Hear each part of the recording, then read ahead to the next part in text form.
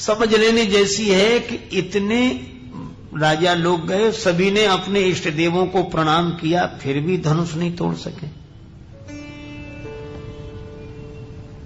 देखो, यह कथा बड़ा सार्थक संकेत देती है। भगवान की अपनी महिमा है, पर विभाग अलग अलग हैं। हमारे यहां इतने देवता हैं। एक सज्जन ने कहा यहां बड़ी समस्या है। कहा क्या? बोले इतने देवता, इतने भगवान, किसको कभी दिमाग खराब हो जाता है कि इनकी पूजा करें कि उनकी पूजा करें कि उनकी। बोले ये कोई धर्म है? ये तो बिल्कुल बेकार बात है। आदमी को कहीं का नहीं रखा इस व्यवस्था में। शिव जी और विष्णु जी और गणेश जी और दुर्गा जी और हनुमान जी और काली माता, इतने इतने, अरे एक भगवान हो, इतने भगवान।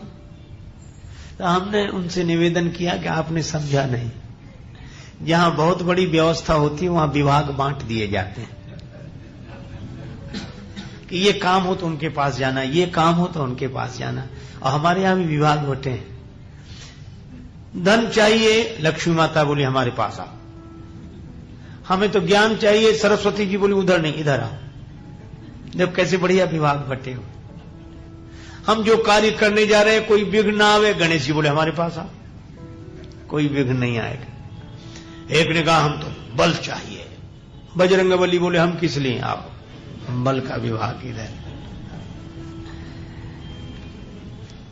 बड़ा काम करना है, बिना ईश्वरीय शक्ति के नहीं हो सकता।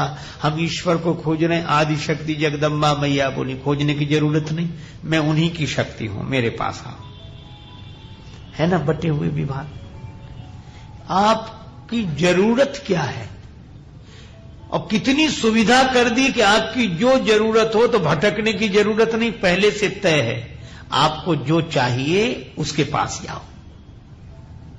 और ऐसी व्यवस्था तो कहीं नहीं है जो यहां है। इसीलिए यह धर्म है। और सब जगह बता दिया कि भाई जहां जो जरूरत हो वहां जाओ। और वे वैसी ही व्यवस्था करते हैं, ऐसी हमारी मान्यता है और तद अनुरूप अनुष्ठान है। उसी तरह हम लोग अनुष्ठान करते हैं और लाभ प्राप्त करते हैं। लेकिन यहां जो ये वर्णन है कि राजाओं ने अपने अपने इष्ट देवों को मनाया और धनुष नहीं टूटा, क्यों?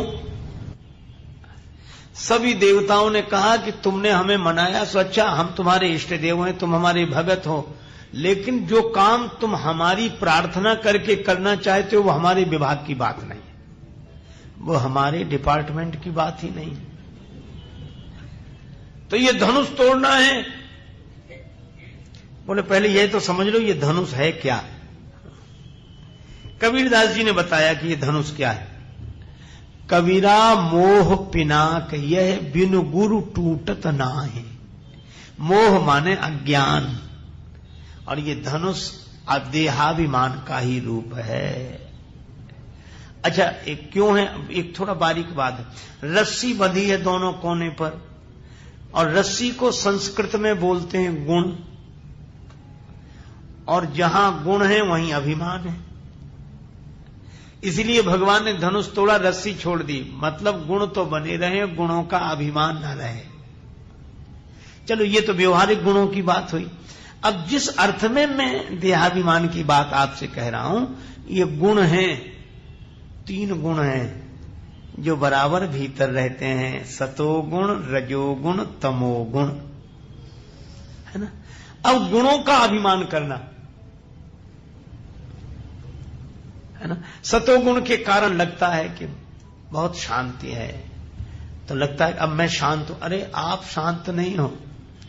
अगर शांत हो तो रजोगुण आने पर अशांत अपने को अनुभव करोगे, तमोगुण आने पर क्लांत अपने को अनुभव करोगे।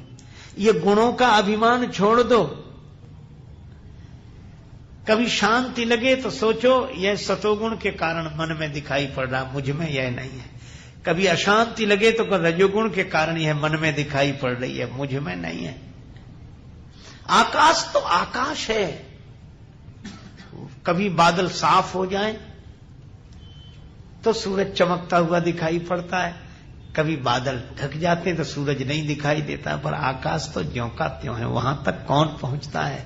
तो आपके स्वरूप तक गुण नहीं पहुंचते, आपने ही इन गुणों से, गुणों के कार्य को अपना कार्य समझकर, अपना रूप मानकर इन गुणों से बंध गए हैं। यही गुणाभिमान है और यही शंकर जी का धनुष है।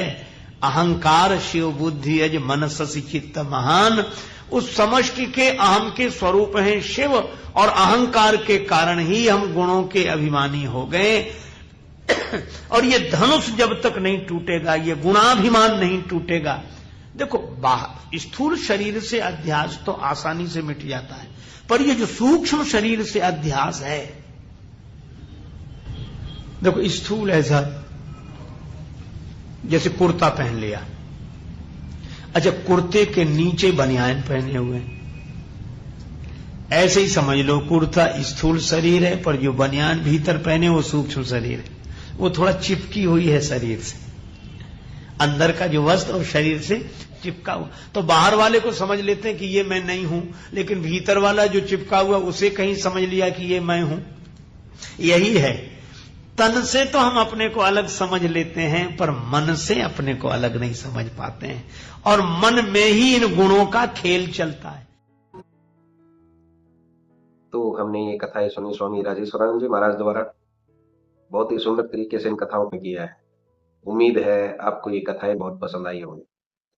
अगर आपको ये कथाएं पसंद आई हैं तो चैनल को सब्सक्राइब कीजिए, वीडियो को लाइक और शेयर कीजिए, ताकि इस तरह की प्रेरक और हास्य कथाएं हम आपके लिए लेकर आते रहें। आपका बहुत बहुत धन्यवाद।